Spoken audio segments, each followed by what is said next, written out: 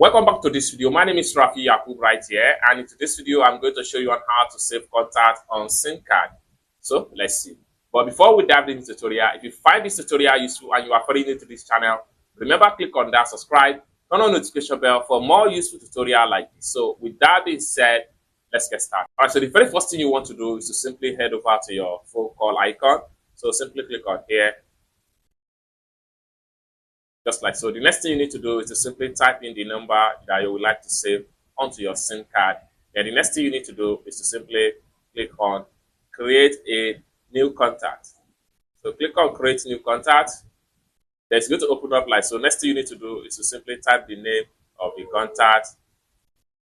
Then the next thing you need to do is to simply come to the top right here, click on here,